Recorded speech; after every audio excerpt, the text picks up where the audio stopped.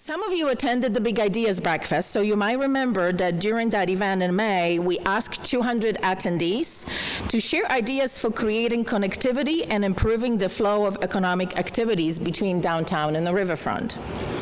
We collected over 130 ideas that range from monorail to elephants to bike trails to basically power washing the underpasses and anything in between. Over the summer, we held individual meetings with key stakeholders and partners, and through those conversations, we were able to identify a cluster of very doable, ready, set, go projects that we will be able to be part of executing. So tomorrow, we're actually bringing all of those partners and key stakeholders to a meeting, and we're going to kick off a small working group and start working in earnest in actually executing those small projects.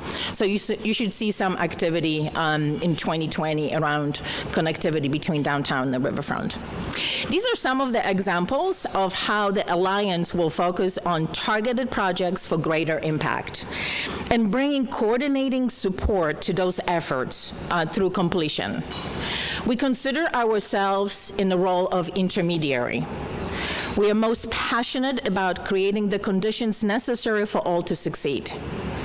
The Alliance will continue to identify, initiate, and advocate for the best policies and programming possible to achieve that goal. Today's event, it's one of those examples. It's focused on bringing cross-section of our community and together exploring best practices in inclusion, innovation, and advancement. Throughout the combination of Wilmington Renaissance Corporation and the Wilmington Leaders Alliance, we have created a single significant organization dedicated to the success of our city. As local residents and leaders, we have a sense of ownership that invigorates and sustains our work. As one, the Alliance is uniquely positioned to partner with the city and its residents to increase the pace of progress in Wilmington. You can count on us for that. So that concludes my remarks. Now on to really exciting part of our morning. I'll start by welcoming a man who needs no introduction, someone who's been leading our city, our Mayor, Honorable Mike Puzicki.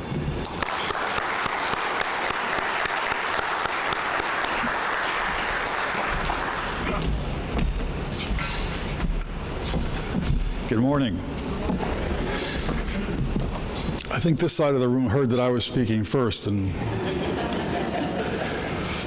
I'm happy to be here. I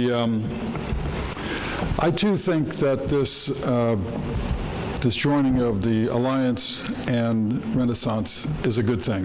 I think the whole is better than the sum of the parts in this case. I feel real good about the culture of that group and the way they approach matters.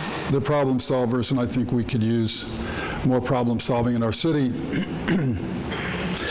You know, we've had a good economy, and we've been riding that tailwind for a while. Let's hope while it's here we take advantage of it, because as somebody who's been through a number of downturns in my life, they usually hit you like a train. You don't see it coming, and all of a sudden here it is. So we want to take advantage of this economy while it's here, believe me. In Wilmington, the kind of work we've been doing fall into two general categories: the things you see and the things you don't see. And the things you don't see are very, very important, but sometimes they don't manifest themselves. As we're making progress, it doesn't show up in a way that's obvious to the public, and I want to talk a little bit about that too. The things we see, of course, walking up and down Market Street, you see new restaurants, you see new construction going on, we have new residences. They're the things that we see, and they make us feel good about our city. What we've been doing, what anybody who's a developer understands, is you can't have a healthy economy unless you have healthy infrastructure. So we have been trying to rebuild, and I say rebuild because I think over the years this infrastructure has gotten weak. And so we just allocated with the support of our council members, not everybody, but the two who are here today and others, we've got $12 million we're going to do for road construction in the city. So all those potholes you see in street after street, all the wavy, bumpy streets, we're going to fix them. And so that's a significant commitment from us. The other thing that we're doing that many of you don't notice is we're building our parks and our rec centers throughout the entire city. So when I first visited the city early as a candidate, I remember going through looking at the places where kids play and think some of these things are in dreadful condition. I can't believe we have kids playing on a sliding board that you'd get hurt on if you slid on it, on swings that just were dangerous, be the way they had degraded so badly, on fields that would be mud holes after a couple of weeks. And so again, working with council, and this all came up, by the way, during the big Baynard Stadium discussion, council said, look, this is an important park for us. Will you do something to improve it? And we wound up building at Eden Park over in Southbridge, the most attractive park you can imagine, with $1 million turf field for our kids to go out and play on instead of the mud that they had rolled around in for years and years and years, and brand new picnic area, brand new swing sets and the like, and beautiful new swimming pools as well. So that was one of those things we did. You saw the other day we announced the wetlands park that we're doing. It's not just a pretty park, it's a stormwater attenuation facility so that Southbridge doesn't flood the way it has for years and years and years. And a lot of the people who've been working on it are right here in this room. It's kind of one of those things you don't really see, but it's really important to us. We have our only community center is Hicks Anderson. And it just has been in dreadful condition for years. And so we're redoing it from top to bottom at a cost of about $3.5 million. Why? Because our kids go there every single day, and people have heard me say it before, but I think when kids go into rundown places and they see the real nice place over on the other side of the city, they start to figure out who's important and who gets all the money. So we spent $3.5 million on Hicks, and it's going to be a model. But the most important thing, I think, what we did over there is we took out a big security desk that sat right at the front. It wasn't a desk. No, I wish it were a desk. It was a security gate that you'd have in a prison, just to make sure that nobody brought any firearms in the place. But what a message to send to our children. And so so we did this, and it's going to be spectacular. At the same time, Baynard Stadium's getting its $20 million facelift, and we have about 30 hours a month of game time that the city can use, which is really a great deal for us. In addition to that, we did 6 neighborhood parks as well, beautiful little places where our kids play. And then, of course, if you're downtown, you see what we're doing at Rodney Square. It's kind of a belief that if this is ours, it's the same way you want to take care of your home. When you go home at night, you want to see some place that's nicely landscaped and the paint's not peeling and it's not a mess that reminds you that things aren't going well in your life. Damn it all. This is our city, this is our stuff, and we have control over that, and we're going to make it nice, and we are. Even the city-county building, which is not, as far as I'm concerned, it's not a very friendly place to walk into. We're doing all over. We're doing the lobby all over and a number of the floors where people work. So again, it's kind of the culture that says, if you're going to work here, you're going to be in an environment that's attractive. So the way we want to improve our economy, look, we have 1,000 apartment units under construction in the city at any given time. It's really been a remarkable thing, but what's important about it is it fits a philosophy of how we strengthen our economy. Everybody wants to know when the next big employer is going to come to the city. It's hard to go elephant hunting because everybody else is too. It's hard to go out and get a 1,000, 1,500 job employer, although we try. That's not easy. But what we can do is get small employers to come here because we can be very competitive. We can offer them the kind of access to political leadership that they don't get in other cities. We can make them feel special. So getting 150 to 200 jobs, that's right in our sweet spot. The other thing you have to understand is the city, its revenues are basically 2, property tax and wage tax. And so whether you live here or work here, you pay a modest wage tax, but that's worth about $60 million a year for us. That's huge. So even if we can't get large employers, if people are moving into the city, that is helping our bottom line. So philosophically, that's a very important thing for us, that we want people, we want healthy wage earners to be moving into the city. You know, the 76ers field house has been spectacular for us. I mean, it's not just a place to go play basketball. It's turned into a great venue for any number of things, not the least of which was our massive HBCU event last 3 or 4 weeks ago when we had First Take and Stephen A. Smith and Magic Johnson. That's the only way I was ever going to get an ESPN, by the way, in my whole life. And I got there. I opened the show. Hi, this is Mayor Mike Berzicki of Wilmington, you know. But it was fabulous, and we wouldn't have had it if it weren't for that fabulous building. At the same time, right out on the 7th Street Peninsula, Scott Humphrey is building what he calls the Pine Box. It's a soundstage. But to give you an idea, it is identical in size to the 76ers field house. I mean, this is a massive, massive structure, and the whole idea is to be getting acts from all around the country to come here, set up their production in one place, build it, practice with it, tear it down, take it on the road. So, you know, we're going to have a lot of star power right here in Wilmington going to the Pine Box. So we're pretty excited about that. The other thing we're doing, which I think which I'm grateful to our community for, is we're doing a campaign we call It's Time. You've seen our billboards around. It's time, it's time, it's time. We've done it and so that's been a collaboration between the private sector and the public sector. And we want to promote our city. First of all, we want some hometown pride so people stop walking around with their heads hanging down as they were, I think, a number of years ago. And we want to market ourselves to this region because we have something great to offer. But if people say Wilmington and they just bunch us up with a bunch of second-tier cities, there's no reason to come here. So we want to tell them what a great city this is. And one of the things we want to do is do some regional television where, you know, on the cable networks, where you're going to see 30-minute commercials about Wilmington, and they're really pretty exciting, and I think that's going to help as well. What we've also done is, to a point of obsession, we want to continue to improve the government operations, and these are the things you don't see. We're changing our culture. We're trying to make people accountable. Governments get, I don't care, I think all governments kind of get flabby. They do.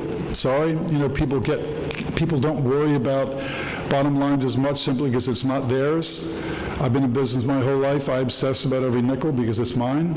But when you get in government, you find out that it's always somebody else's money, and it's clear to me that people just aren't as obsessive about that. Well, we're really changing that culture. And one of the things that we're doing that I think we can thank David Sofram for, David, take a bow, is that we do something called CityStat. David met Martin O'Malley down in Texas at an event he had, and Martin O'Malley was governor of Maryland, also mayor of Baltimore, but the way they kept their departments accountable was to do something they called CityStat. And it is basically getting every one of our department heads in a room every 2 weeks to set goals and then come back in 2 weeks and say, how did you do? And basically go to every single department almost line by line on an ongoing basis, not just at budget time when you're talking about money, but it's remarkable what you find out doing things this way. And the things you find out aren't always good, but if you don't know about them, you can't fix them. And you know, the way we want to run this city is that by the time we leave, this place will be running like a clock. That's our obsession. We want this to be this way. We don't hide stuff. We're always finding some debt that's been out there for 5 or 6 or 7 years that nobody knew about, or if they knew about it, they really thought it was collectible when not a chance in the world was a collectible. And we're digging this stuff out and we're facing up to it. We're dealing with it. And I think in the end, in fact, I know in the end, it's going to be a great benefit to the city. We're managing our crime. We're really happy with our police chief and our police department. They do a great job.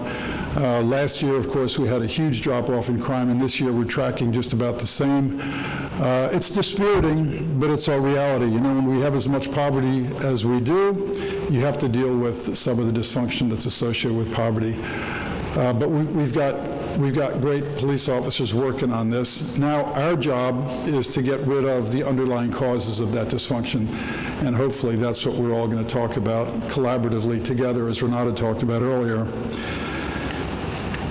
We are committed to improving our neighborhoods, but to do so requires political decisions, and politics is never easy, and so we are still grinding through what's the best way to do this, but we're committed. We are so utterly committed to improving our neighborhoods, one block at a time, if necessary, one house at a time, because ultimately our kids are living there. They are citizens of tomorrow. When they are brought up in some of the conditions they are, it's no wonder that they have trouble in school. It's no wonder that they have difficulties with the criminal justice system, and it's no wonder that we wind up having to deal with the results of that years later to our I would say to you, if there's a change that we really work hard at every single day, it's changing our culture, changing our aspirations. We've got some really fine employees in our city. We have some people that put in time every day, and we're just trying to get everybody to up their game. We want everybody to believe that this is a very worthwhile endeavor in their lives, and we want them to work hard to help our city. I did mention the HBCU week, and I'll close with this. We are a city where the majority of people in this thing have been marginalized forever, and we're always looking for ways how we reach into those neighborhoods and make people feel respected and make people understand that they matter, because they do. And sometimes this is hard. I go out in the neighborhoods all the time. As much as I work at it, I will still have people scream at me, "Where have you been? You've never been in my neighborhood. We don't see, you don't care, you stay up on the 9th floor." That's not true, but I understand people's perceptions. One of the great antidotes to that is to do something symbolically really powerful. And when we had Stephen A. Smith come down here this past week, we had 3,500 kids applied to 24 different HBCUs that we had recruited to come here to our city. So you have to imagine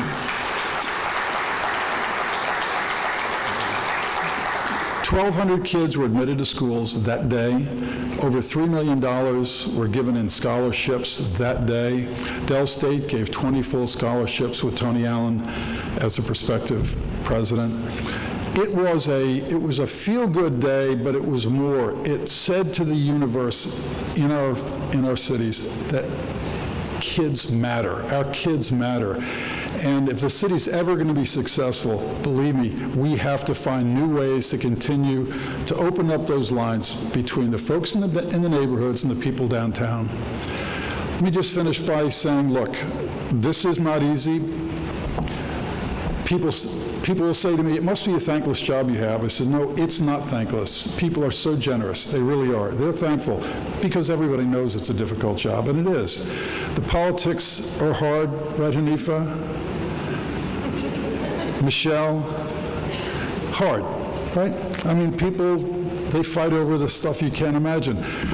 But the truth is, we've done so many good things. At some point, we want to get everybody to join in because they've got to start believing in what we're doing.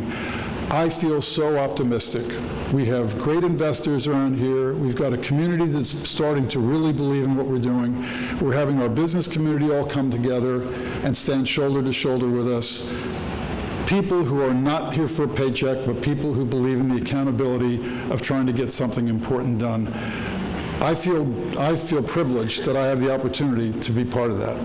And so for that, for the 4 of you who voted for me, I want to thank you. Enjoy the day, and I look forward to working with all of you again. Thank you.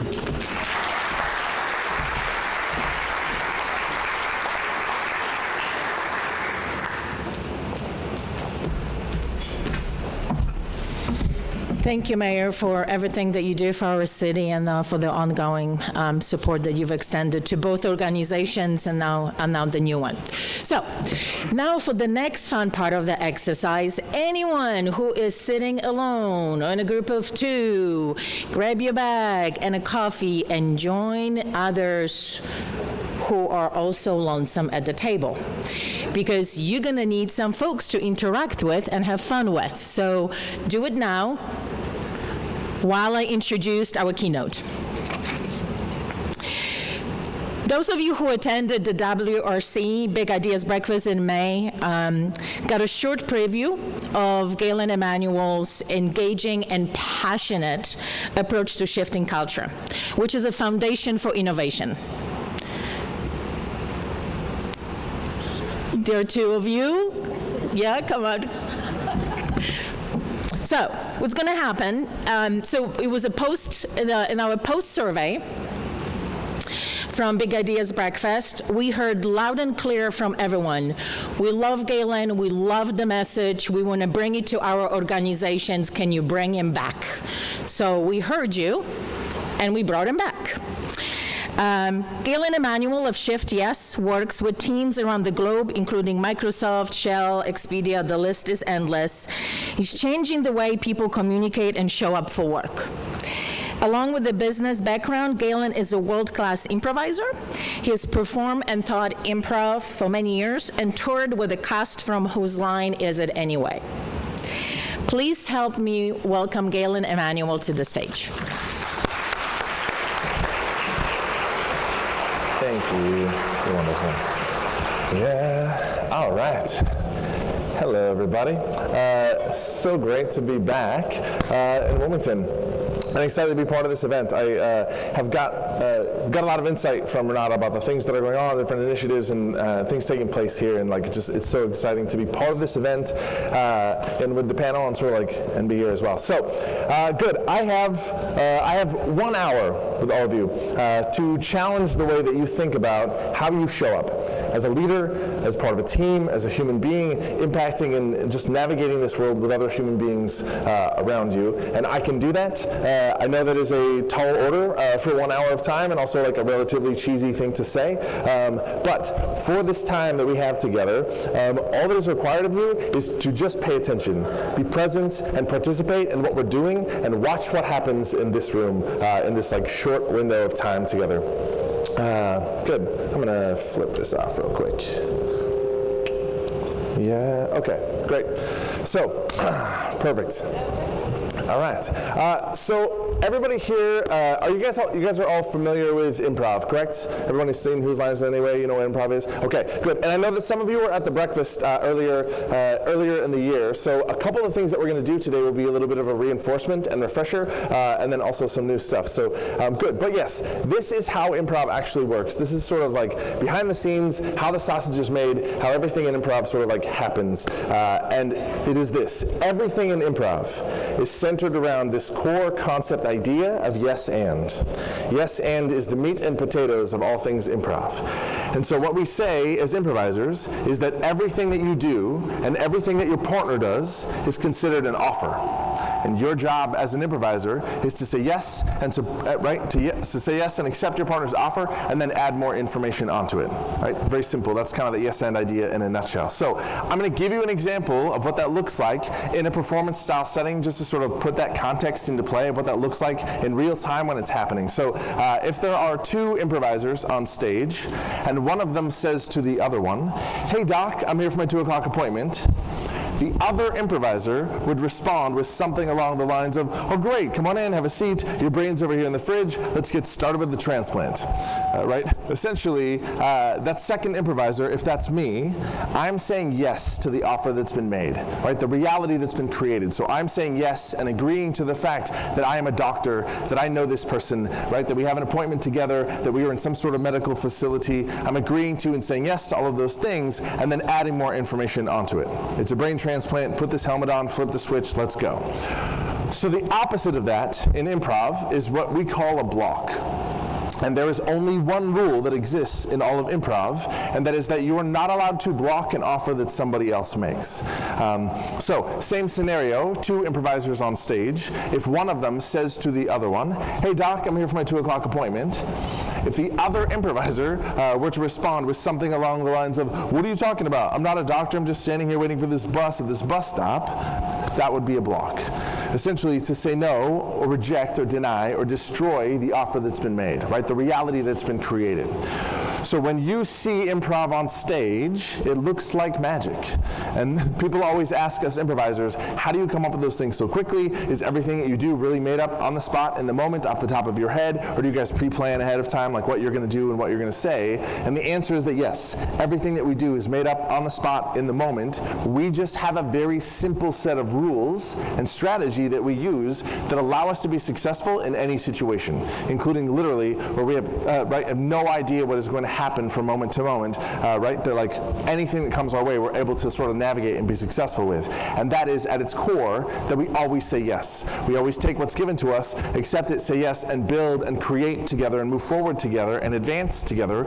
We never say no. We never start from scratch. We never destroy anything that is being created.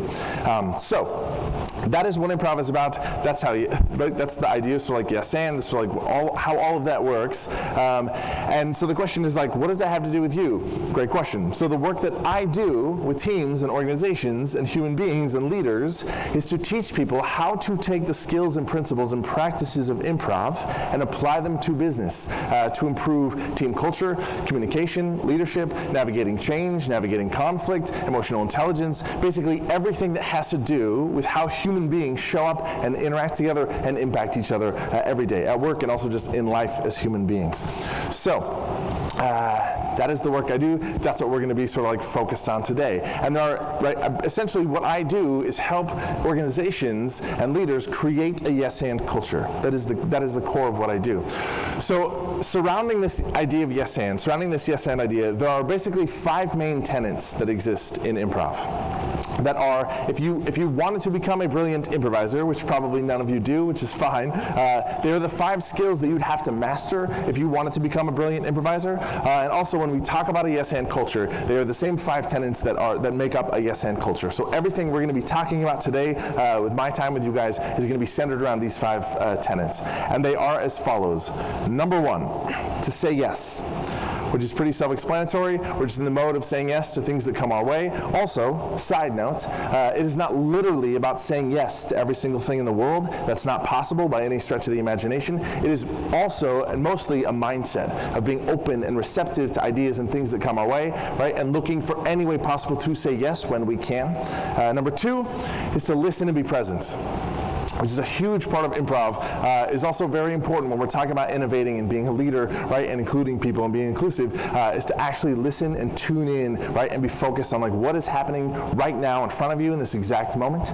Number 3 is to make other people look good, which is the number 1 most important sort of focus and priority as an improviser. My number 1 goal is to make my partner look brilliant, right? I do not care about what I look like. I want to make this person and their ideas look amazing. That's my number 1 focus. Number 4 is to embrace change and failure. That is the world that we live in as improvisers. Also, you may have noticed as human beings, change is absolutely constant. It is a part of every single process in the universe, as well as failures and setbacks, right, and mistakes and learning. We understand that like those things are neighborhoods we have to drive through to get to anywhere that we want to go, and we just embrace that that is part of every process. And the last one, number 5, is to be positive. To use positive language, to be optimistic, not to fight with one another on stage or off stage. That's it. Those are the 5 tenets of improv and a yes-and culture. To say yes, to listen and be present, to make other people look good, to embrace change and failure, and to be positive. And there's nothing in there about being funny or quick-witted or clever or impressing anybody with your cool ideas. Those things are the death of improv. And the people that come in that want to take improv classes and perform, that are like, I'm hilarious, this is going to be so funny, are terrible. They're terrible. Those people ruin improv. They are your single, most nightmarish, worst possible students in the universe. Improv is not about standing out, looking good, impressing people, being hilarious. It really, truly is about tuning in, connecting, listening, right, and creating something together with your partner, with your team, outside of yourself. The same things that make you a great improviser are the same things that make you a great friend. That's it, it's true, and very, very simple. And those are the same things that also make you a more effective leader, a more valuable part of a team, and just a more awesome and well-rounded human being navigating this world with other human beings, which is what we are here talking about. And everything that's the city is trying to make happen right today and moving forward is really, truly about human beings impacting each other and sort of how powerful that can be. So, this is how this is going to work. I don't have slides. I'm not going to be talking about a bunch of ideas and sort of lecturing and you guys just listening and taking notes. This is going to be, the time that we have together is going to be very interactive, and that you are all going to run through a handful, just a couple, of very simple activities that will allow you to take the skills and concepts and ideas that I'm talking about and put them into practice in real time and actually experience what they feel like to use. So, I need to say this because it's incredibly important, that when you hear improv, and from what you know of improv, and also that this is going to be interactive, at least most of you are terrified right now, especially if you did not see me in May before, that there's a chance that you're going to have to be put on the spot, or act like a chicken, or do something weird, or called up here on stage, or have to come up with something in front of everybody else and be embarrassed, or do something foolish and uncomfortable and weird. And that is not going to happen at all. So if you're freaked out about having to interact with somebody else, you can relax. This is not going to be like that. This is going to be 180 degrees different than what you think of when you hear improv and from what you know of improv. We are not going to be doing any cheesy role play things. There's no you're the sheriff and you're a cowboy, go. None of that is going to happen. Everything that we're going to do, you get to sit right where you are. We're just going to partner up or combine sort of at the tables and do an activity together. Everyone is going to do the same thing at exactly the same time, and it's going to be fun. You're going to laugh your faces off, and we're going to talk about a lot of really profound things that will impact you as a human being, as a leader, just in general in your life, I promise you. If you are the person who is skeptical when an outside speaker comes in to be we're going to do this interactive thing, and you would rather die than participate in that, you are my spirit animal. That is me. I can't stand those things. It's always something weird, stand up and make up a new handshake with somebody. It's always something that's incredibly cheesy or corny and uncomfortable. So I promise you, you are in good hands. I have to do this with teams all over the place, with engineers at Microsoft, or oil refinery construction workers that are what is this? Don't look at me, and be fine. So you are going to be fine, I promise you. Yes, I'm allergic to things that are weird and uncomfortable. You will not feel weird or foolish doing this thing. But I will say this, participate. If you just watch everybody else do these simple things, it will not have the same impact on you as experiencing just doing these simple activities together. I'm a strong believer, and I know that it is true, that I can talk about anything in the universe for 1 hour, and you will forget it in a week.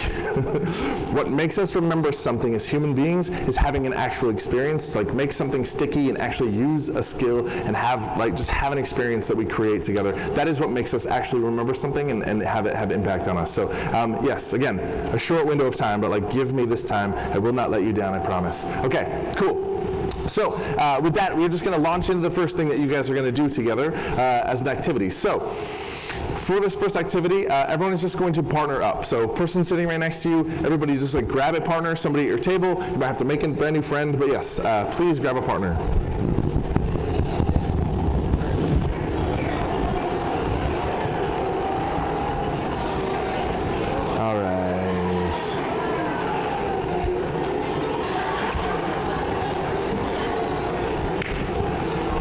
Okay.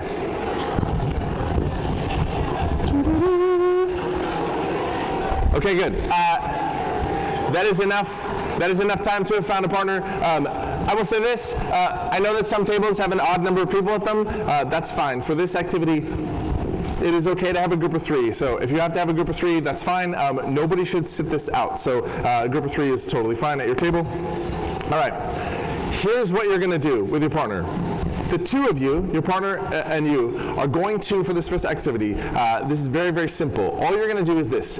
You're going to write a letter out loud, and each of you in this letter can only contribute one word at a time back and forth. So it is as though, in this letter, it is as though the two of you are the same person writing a letter to a second person that is neither one of you. Right? That is it. And you're not going to write it down. You don't need pen and paper for this. It's just going to happen out loud of your mouth with your partner at the table. That's it. So what is your name? Michelle. Michelle. Okay. So if Michelle were my partner, right, two of us writing this letter, it might look something like this. Dear, I think that you should continue to be dynamic and awesome. Great. Dear Michelle, I think you should continue to be powerful and dynamic and awesome. Totally, exactly correct. Just like that, right? Like writing a word, one word at a time, back and forth. So, a couple things about this before we begin. Also, that's the only time I need to use somebody as an example. So, thank you. You crushed it. Good. So, before you begin, this is a couple things to know. First of all, and I didn't say this, it's totally fine that it happened, but do not use each other's names, right? We were writing a letter to a different Michelle, not this Michelle, but it's not like, Dear Galen, how are you? Fine, don't do that. It's not a conversation that will confuse you, right? The two of you are the same person. You're writing a letter to a second person that is neither one of you. And it's very difficult to do this and have it make sense because you can only say one word at a time, and your partner has a different idea from moment to moment of like what is happening next, where things are going, how things are going to turn out, etc. So your goal here is just to have the letter make sense. You are not trying to be clever or interesting or weird or throw your partner for a loop. Like just writing a letter, one word at a time, back and forth, that is coherent, that makes sense, is enough of a challenge. That's all you need to focus on trying to accomplish, I promise you. And I'm going to give you something else that will make this easier for all of you. We have something in improv that I love that we call the failure bow. And the failure bow is this. If Michelle and I are writing the letter and it gets messed up, we can't continue, it turns into gobbledygook, or we're like, I don't know what's happening. The failure bow is both people with a pleasant look on their face, put their hands up and go again, and you just like crumple it up and chuck it. There are zero consequences to trashing and destroying a letter and starting over a totally different letter, right? And you don't have to start over the same letter and make it make sense. It's just, again, it's gone. Dear someone completely different, just start over a different letter. So that is how it's going to work. Everyone is going to do this at the same time. It's one word at a time, back and forth with your partner. And if you find that there's no actually correct length here, so if you find that you finish your letter and you sign it and it's done, just start a new different letter again. That is fine. So everyone's going to do this at the same time. It's one word at a time, back and forth. Go, give it a shot.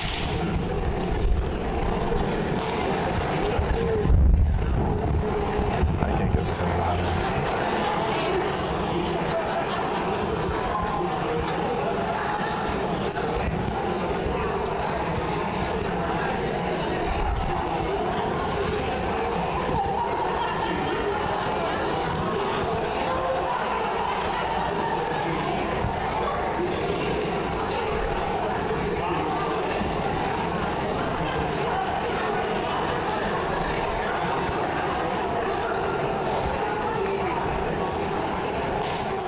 Nice. All right, that's great. You guys can wrap it up, even if you're not done. That's fine. Good. So,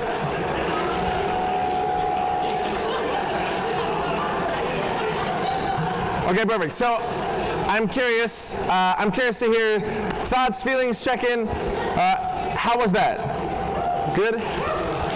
Easy, difficult? Some of both? Good. Did anybody, during that time, have the experience where you and your partner could get on the same page and fire off a couple words, like the end of a sentence where you know where like the next 2 or 3 words are, kind of flows, but then other times where it does not happen at all? Yes. Did anybody have the experience where you thought you knew where the story was going, but your partner said a word that screwed it up and like totally destroyed the story? Yes. And if that happened to anybody, did anybody find themselves trying to like force their idea back into the story to like redirect? Good. So there's a lot of things happening inside this exercise, and it's super simple, right? It's like one word at a time, but it is my favorite to showcase everything that's happening when we interact and communicate with somebody else. Because in this game, you and your partner together are creating something different than what you would create by yourself. There's multiple brains at work, there's multiple ideas, right, from moment to moment of what is happening next, where things are going to go, how things should turn out, etc., right, which is true in life and business all of the time. There are multiple interests at play, there's multiple ideas of how things should go, how things should turn out, etc. And the only way to make this game work and flow and be successful is to apply these tenets of improv, right? To be listening and present and in the moment, to say yes, to accept your partner's offers, right, and say yes to your partner's offers. Also to like embrace change, to be willing to change direction midstream and just go where the story is going, right, and like see where we can go and what we can create. Because in this game, if Michelle is my partner, every single word that she says is an offer that I must accept immediately. And every single word that I say in the letter is an offer that she must accept immediately, right, and like let the story go that direction. So if we get started, and it's, dear grandma, I lost my, and I'm thinking, wallet. I've lost my wallet, and I'm going to ask grandma to wire me some money. But Michelle says dog instead of wallet, because she has no idea what I'm thinking. I need to be present enough to immediately throw away the wallet idea and accept that I've lost my dog, and I'm telling grandma about how I've lost my dog. But if I spend the rest of the time in this letter trying to mention how I've not only lost my wallet, not only lost my dog, but I've also lost my wallet, and I need grandma to wire me some money, then I'm preoccupied with bending it to my will. I'm preoccupied with it turning out the way that I want it to and holding on to my idea as precious instead of just creating this thing together with my partner. Because what we will end up creating, right, in this letter, in this simple thing, right, can only exist, can only come into being by her being inspired by and accepting and hearing my ideas and contributions and me doing the same thing for her. I cannot create the same letter with any other person in this room. She cannot create the same letter with any other person in this room. It can only exist right here, right now, between the two of us. And that requires me to actually listen, right, and be in the mode of giving my own ideas and inspiration, but also listening and accepting her ideas to see what is possible. So we're going to do this again. Same partner, same exercise, one word at a time, but this time I want you to keep that idea in your mind, that every single word that your partner says is an offer that you must accept immediately and let the story go that direction and just see what that feels like to do it that way. And I'm going to add a second thing this time as well that some of you are going to love, and that is this. I want you to try to keep eye contact with your partner as much as possible. You don't have to creepily lock eyes the entire time. I just want you to be conscious of staying connected as much as possible with your eyes. It doesn't matter if you look away. I don't care. At the end of this, I don't want people to be like, I couldn't do it. It was too hard. I looked away. I couldn't do it. Like, I don't care. It's not that big of a deal. It is secondary, right? Something to be conscious of, but it's secondary. The number one most important thing is that every single word that your partner says is an offer that you must accept and let the story go that direction and just see what that feels like to do it that way. Okay, great. That is it. Go for it. Give it a shot. That's great. That's good. You guys can wrap it up.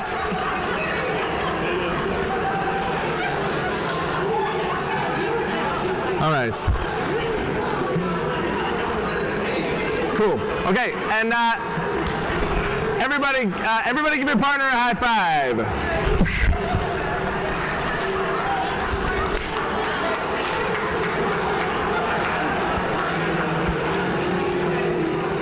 Okay, awesome.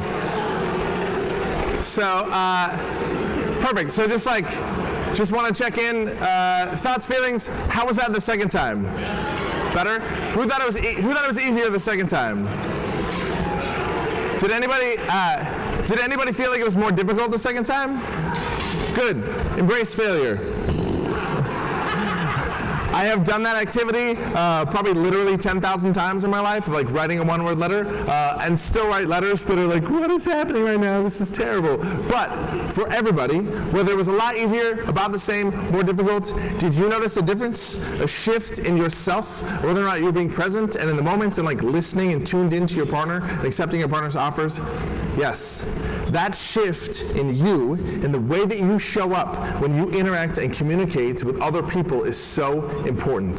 That when somebody else is in front of us, right, and we're having a conversation or communicating with somebody else, that we're present and tuned in and listening to that person. I know that everybody in this room has had an experience where you're talking to somebody and they're not listening to you at all. Right? They're not looking at you, they're not paying attention, you know they could not repeat a single word of what you said, right? If you're married, just kidding, but also not kidding. And we've all been guilty of that as well, right? Somebody's talking to me and I'm just, yeah, not a single syllable processed in my brain. And what is important in that situation is not the information being passed from one person to the next. You could write it down, you could text them, you could send them an email, you could tell them later. There's another way to get that information to that person in another manner at another time. What is important in that situation is what it feels like to us as human beings when somebody is not listening to us. It feels like this person doesn't care about what I have to say, they're not interested, they don't agree, they don't like me, whatever.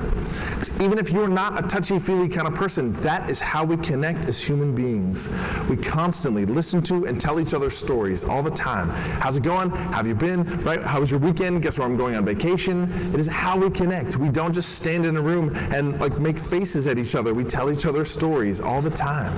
And I know that everybody in this room has had an experience as a customer or a client where you walk into a store to buy a TV or a phone, or you walk into a dealership to buy a car, and you come across some salesperson who you can tell is just waiting for you to shut up so they can blah, blah, blah, blah, blah about whatever they want to sell you on this thing that you may or may not care about at all. And if you leave that store or dealership, you go somewhere else, and you come across a salesperson who's just right there. They're paying attention, they're present, they're looking at you, they're asking you questions, and you feel like this person is actually trying to help me get what I want. 100 out of 100 times, you'd rather do business with that person. On paper, it is exactly the same transaction, but the experience to us as human beings in that moment is what makes the difference for us. And that is true as a customer or a client, is also true as a colleague, right? As a leader, as an employee, as a friend. It's like in a relationship. You are 100% responsible for what it feels like to talk to you. Nobody else owns that. That belongs to you. And it's so important for us when we're interacting with other people that we are present and tuned in and listening to that person, right?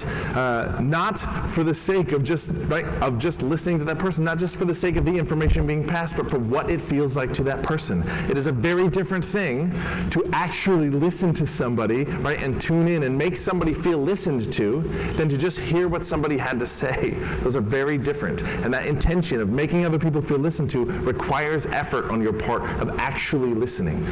It's so important. And this exercise also proves how easy it is for us to do that, right? If you think back to the first letter of the two, everybody in this room totally focused on themselves. You're in your own head thinking, what word am I going to say next? Where's the story going to go, right? But in the second letter, when we talked about the idea that every word that your partner says is an offer that you must accept immediately, your focus, your presence extended around your partner.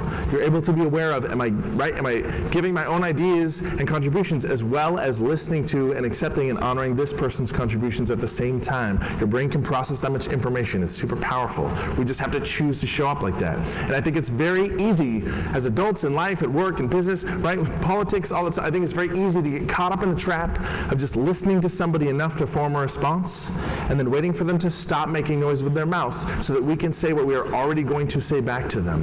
And that is a very dangerous trap. And it's a way that a lot of people communicate solely like that, right? It's like I wait for somebody to stop making noise with their mouth. I was like, be quiet. They stop talking. I'm like, bleh. It's so important to tune in, listen, let somebody finish what they have to say to you without interrupting them and respond based on what you heard, right? That higher frequency of actually connected communication is so important, and it just requires intention on your part. So important. All right, good. We're going to switch gears, do something totally different.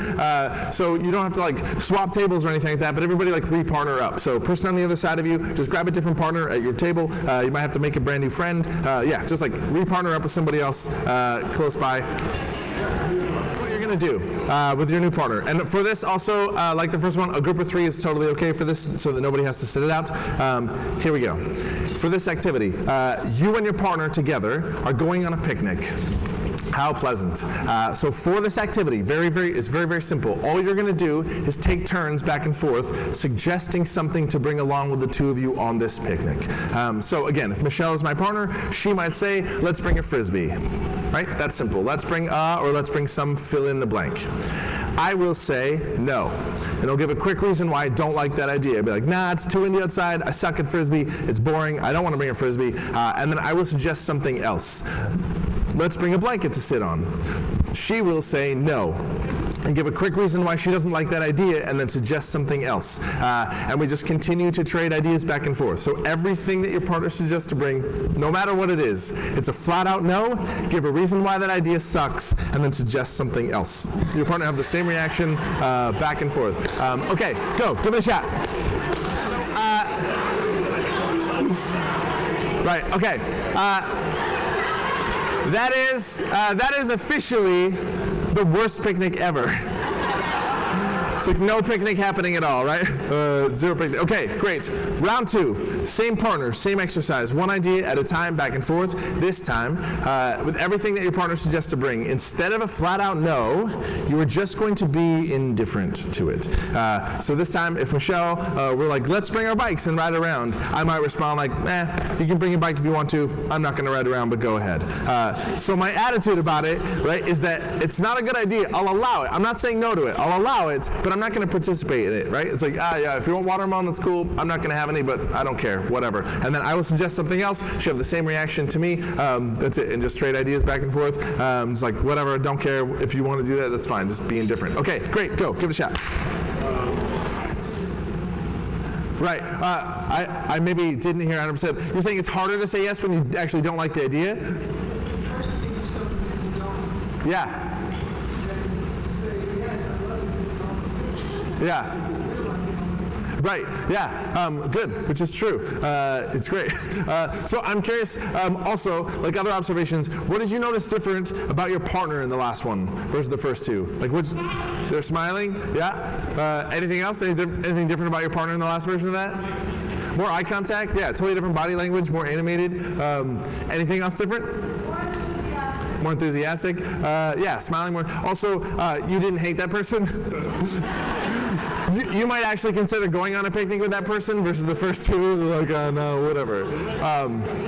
Good. So I want to talk about this a little bit and unpack this. Because, right, you guys are all super intelligent. Like, we get what's going on here, right? This is like a super simple activity. It's like, say no to something, be indifferent to it, say yes to it. We get it. You're all there's no, like, secret here inside this game. But there's two things happening inside this exercise that are so critically important to the way that you show up every single day in your life as a leader, as a human being. Number one, that is what it feels like, right, to have somebody else say yes to one of your ideas. It feels great. Even though they have to in this game. They don't have a choice. They have to say yes. It still feels great.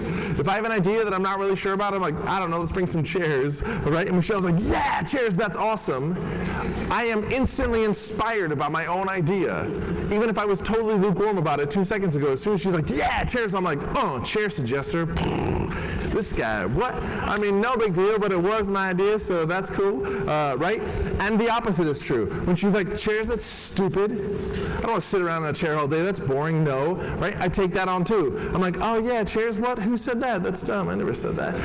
Or, depending on my personality type, I don't take that on. I just silently resent her because she hated my idea, right? I'm like, oh, you don't like chairs? What do you got? What do you got? Just kidding. We're cool. Secondly, that is what it feels like to say yes to somebody else's idea. Something that was generated in somebody else's brain, came out of somebody else's mouth, that was someone else's contribution. You said yes to it like it was the greatest idea that you've ever heard, and nobody died from that. Also had the awesome side effect of having that person have a completely different experience, right? To have an easier time coming up with ideas, to be more creative, to feel less pressure, right? To be smiling, to be happy, to be more animated, totally different body language, right? Not based on the quality of their ideas, 100% based on your response to their ideas. A completely different experience for that person. Just because you said yes, like it was the greatest idea you've ever heard. And And I can smell smoke grinding in people's brains out there, so I'll say it so you don't have to say it. We can't say yes to every single thing in the world. Not by any stretch of the imagination. That is not possible. There are a ton of really terrible, horrible ideas out there that you have to say no to. Otherwise, you'll fail as an organization. You'll put yourself in a personal financial danger. You'll get sued. Like, there are lots of things to say no to, and you have to say no to those things. I am not suggesting that when somebody has an idea, we'd be like, yeah, I love that idea. We'll put it into practice right away. We'll never fight again. We'll always get along. Good luck. Not possible. This is life. It's real life. We're adults. It's business. We have to be critical thinking. We have to be strategic, right? We have to make smart choices. We have to be analytical. We cannot say yes to everything, right? And I'm also not suggesting that we pretend that we like ideas that we don't and be fake and inauthentic and cheesy with one another, right, for the sake of people's feelings. That's not what this is about. You guys, this is not about saying yes to other people's ideas. It's not. What this is about you being aware of and taking responsibility for the way that you impact every single person in your life every single time that you open your mouth, based on your choice of words, your body language, your energy level, your mindset, all of those things. We have a huge impact over the people around us based on how we show up and respond to them, and it is not about saying yes or no to other people's ideas. The outcome of saying yes to somebody else's idea is irrelevant, right? There's a way to say yes to somebody to make them feel like crap. If I'm like, fine, I'll go on a hike with you, ugh. Technically, that's a yes, and it sucks. And there's a way to say no to someone to make them feel like, I heard what you said, I considered it, this conversation is important to me, you are valuable to me, but that idea does not work, and this is why. It is possible to say no to the idea and yes to the person. And the distinction between those two things is so important that you understand that and take responsibility for that. It is not that you say yes or no, it is how you say yes and how you say no. That is what makes a difference for people. That is the impact that we have, especially as a leader. And we set the tone for these things. And I know that every single person in this room, I know all of you can think of somebody in your life right now, top of mind, immediately, that if you have an idea of something you want to go do or go try and you're totally stoked and excited about this thing and fired up, and you tell this person about it, they will shoot it down. You can think of that person right now. It doesn't matter how positive it is. It doesn't matter how excited you are. It doesn't matter if it has nothing to do with this person. You can guarantee before they open their mouths that they will say something negative and crap you out about that idea. Right? I wouldn't do that. Watch out for this. Why would you do that? Whatever. Right? Those people are some of you are those people. They're everywhere. I still love you, but I know this is true. And all of you, everybody in this room can also think of somebody else in your life right now, top of mind immediately, that if you have that same idea, the same amount of excitement, and you go tell it to this person, instant cheerleader. You have the friend, coworker, acquaintance, family member, spouse, right? Somebody in your life you share that same idea with, and they'd be like, yes, that's so great. I'm so excited for you. Like, I want, right? Go get it. I want to hear all about that. I'm super stoked for you. And I know that those are two giant extremes, but the reality is, which one of those two people do you want to be to the other people in your life? You literally have a choice every single time that you open your mouth to make somebody's day a little bit better or a little bit worse, and that is on you. Nobody else owns that. The words that come out of your mouth and how they come out of your mouth belong to you. And it's so important that you take responsibility for that. It is not about the outcome, it's the process. It is so important. And the thing about this, you guys, is that this is about self-awareness. This is not an intentional thing. There's nobody in the world that wakes up in the morning to be like, I know what I'm going to do. I'm going to say no to everybody's ideas and crap them out and like, okay, cool, off to work, let's do this. Like, that's not a thing. This is about self-awareness, right? The person in your life that you thought of as that no person that would shoot down an idea and crap you out of an idea, they don't see themselves that way. I promise you, they would be shocked to learn that of all the people in your life, you'd be least excited to share an idea with them. That person thinks that they are a guiding light of hope and help. Like they think they're a beacon of of guidance in your life. They have no idea that you hate sharing ideas with them because of their response. You guys, this is about emotional intelligence. What words do I say? How do I say them? What impact does it have on the people around me, on my team, right? In my life? And 2.0, what impact does it have on the way that those people show up around me as a result of how I respond to them? This is, you guys, this is the heart of engagement of I work with industry, every team in the universe. Like, this is the heart of how people feel about their jobs, is how people around them impact and respond to them and make them feel. Like, organizations and teams, that leaders that do this well have people that are engaged and love their jobs. And when it's the opposite, like, people are disengaged, they don't speak up, and they don't like their jobs. And this is the opposite of being able to innovate, is a culture like this. And when we talk about communication, and we talk about effective leadership, it is not the huge things that we do every 6 months or 1 year. Those things take place literally in the 50 or 60 micro transactions of communication that we have all day long. Every time you open your mouth, you are impacting people around you. And like, the way you respond to people is so powerful. Take responsibility for that. I have a story about this that perfectly exemplifies what I'm talking about. A number of years ago, I got done doing this workshop with an organization, and afterwards, this guy came up to me to tell me the story based on some of the conversations that we had. This guy, he was planning on running a marathon. He'd never run a marathon before in his entire life. It was a half marathon. It was months in advance. And he just got this wild hair about this marathon. He was like super excited for it. He was gonna train for it, go do it. His friends were supportive. He was just like, yes, marathon time. And his dad lives out here on the East Coast. And he's on the phone with his dad one day, and he's like, Dad, I'm thinking about running this marathon. And his dad goes, really? Why? Why would you do that? And his dad proceeds to tell him about how running is bad for your body. And what's the point of running a marathon, because you can't win anything. And how miserable it is to like get up early and train, and run for hours and blisters on your feet. And you gotta buy all this equipment, it's miserable. Basically, like, that's the worst idea I've ever heard. Why would you do that? And even though this guy was super stoked about running this marathon, his dad just sucked all the wind out of his sails. He planted the seed of doubt. He got off the phone. He ended up not running the marathon because of that conversation, which is ridiculous.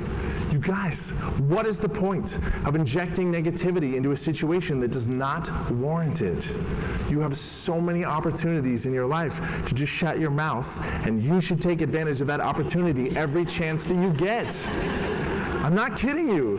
Especially if the only thing that you have to contribute in that moment is your suddenly expert opinion about something that you don't even care about, that has nothing to do with you, that you don't actually know anything about. If you open up your ears and listen to the way human beings interact with each other, we do this all the time. People just like open their mouth and trample on other people's ideas for no reason. This guy's dad wasn't trying to stop him from running a marathon. He doesn't care about marathons. He was just like being an expert, right? He's just like opening his mouth to like make himself look good about. I'm sure he couldn't even tell you why he did that. Most of the part, right, people can't say even why they would do something like that, right? And again, this is just about self-awareness, and it's not about being fake or cheesy, right? Or pretending that we're happy or that everything is perfect all the time, right? It's not about just saying yes to everything. If I have a friend who's like, I'm thinking about robbing a bank, I'm not like, yeah, follow your dreams, like, right? You guys, this is about discretion.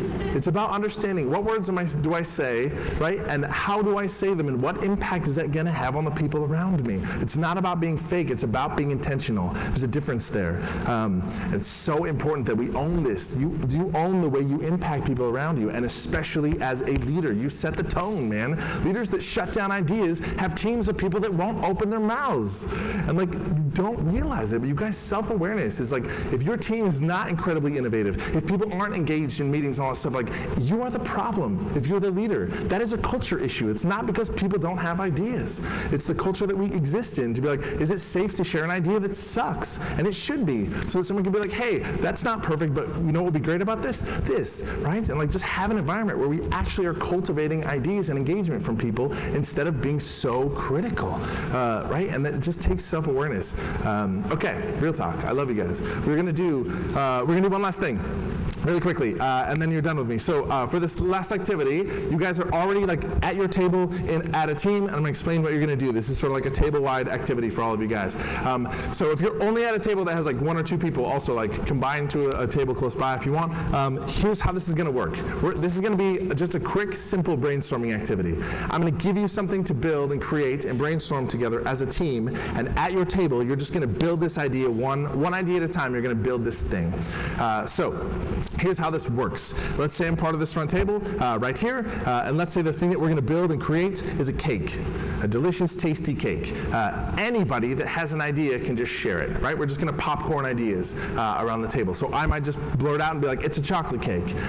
Everybody at the table, right, when anybody shares an idea, everybody else at the table goes, yes! And then anybody else can share an idea as we build this thing, right? So it's just one idea at a time. So it might look something like this, right? If I'm part of this table, we're building a cake, it might be like, it's a chocolate cake, yes! It's a birthday cake, yes! It's got candles on it, yes! It's got pink frosting, yes! Right? One idea at a time, we just popcorn ideas, and everybody jumps on every single idea with a yes. So, a couple things about this before you begin and try this at your table.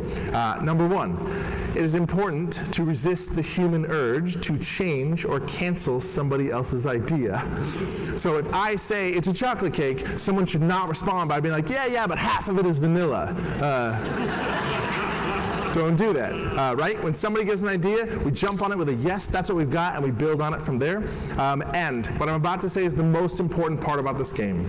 When anybody at the table shares an idea, every single other person at the table immediately, out loud of their mouth, goes, yes. It is not acceptable to just pleasantly nod at somebody when they have an idea. Nope.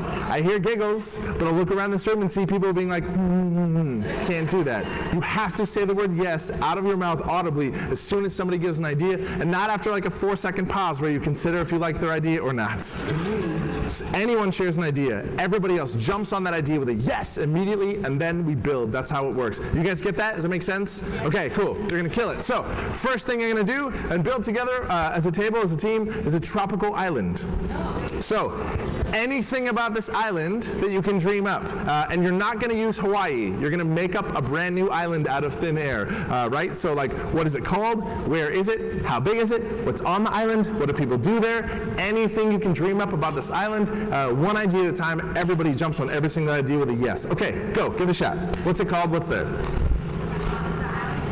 What would that have looked like in here? Super awkward. There is no way, there's 0% chance 1 hour ago you could have come up with what you just did, or anything even close to that. There's no way, right, you would have been able to come up with what you just did. And it's unbelievable, in a minute or a minute and a half, you're able to come up with what you just did and create what you just did in that amount of time, right? Probably some super weird ideas out there, but there's 0% chance you would have been able to do that. And nobody in this room is any different. You are literally exactly the same people that you were 1 hour ago. Nobody in this room is more creative. Nobody in this room is more outgoing. No one in here is more confident about sharing their ideas in front of other people than you were an hour ago. Nobody in here knows anything more about sports than you did 1 hour ago. All that we did was change our culture. That's it. We change the way that we treat each other's ideas, right? That we participate, that we respond, how we engage, what it means to be part of a team, and how we accomplish something together, and all of a sudden this is possible. You guys, this is the power of having an intentional culture. This is what it means to be part of this team. This is how we show up for each other. This is how we treat each other's ideas, respond to one another, participate, engage, right? How we make each other look, and all of a sudden this is possible, right? What you just experienced at your table is the difference in any team, organization, any city in the universe between just getting by and being good enough and being exceptional. It's this. It is how we show up for each other. And the thing about this, you guys, is that this room is full of creative, brilliant-minded people. You're all incredibly intelligent people. All of the ideas and what you just came up with were phenomenal. But 1 hour ago, all of you would have sat there, quiet and awkward, and most of you wouldn't have opened your mouth one time. The truth about this is that we don't need better people in our organizations. We need a culture that brings the best out of the people that we already have. Proof. You just proved it. Think about how you showed up. Think about what you just created with the same people at your table that an hour ago would have sat there silent and quiet. A culture shift in our teams and organizations and in this city will not happen by accident, you guys. It takes intention, and it starts with leadership. It starts at the top. We say, guys, this is how we show up for each other, right? It is so incredibly powerful. And you guys have this opportunity, right? The words for this event, the idea of include, innovate, advance. Think about it. If only one person at your table was coming up with ideas for that sport, you would not have been able to create what you just did. The power for us to innovate, to move forward, is to bring a diverse, perspectives, different voices, different ideas to the table and create something dynamic. You would not have been able to create that thing by yourself. Stop ignoring other people's ideas. And more than that, don't shut people down, because you only have to shut people down with an idea, be like, that's stupid, that won't work, blah, blah, blah, in the wrong way 2 or 3 times before that person will never open their mouths again. And look what you're missing out on. There's an untapped well of creativity, of engagement, of performance, of innovation, everything, of effort from your people. And it is your job as a city, is your job as a leader, is your job as a human being to pull the best out of the people around you. And that is possible, but it takes intention. We have to choose to show up like this. It's more this idea of a yes and culture, these simple concepts that can do this, which is just around saying yes. Not to everything in the world, but to have the intention, looking for a way to say possible when we can, to say yes to anything if we have the opportunity to listen and be present. Not just to hear what people have to say, but to make other people feel listened to. There's a difference. You have to be intentional about that. Number 3, to make other people look good. If I'm constantly trying to make everybody else be impressed by me, and impress everybody with every single thing I say, it is not impressive. You want to be impressive, make the people around you look brilliant. That is impressive.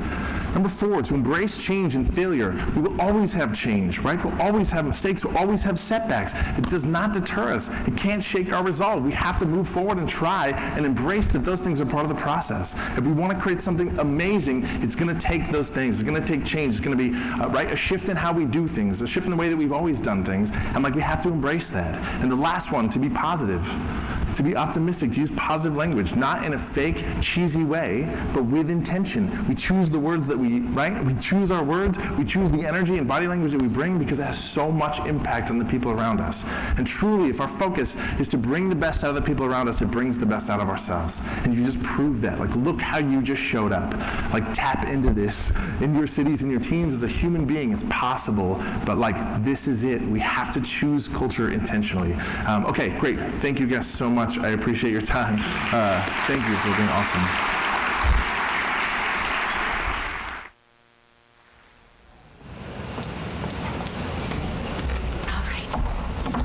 Thanks, Galen.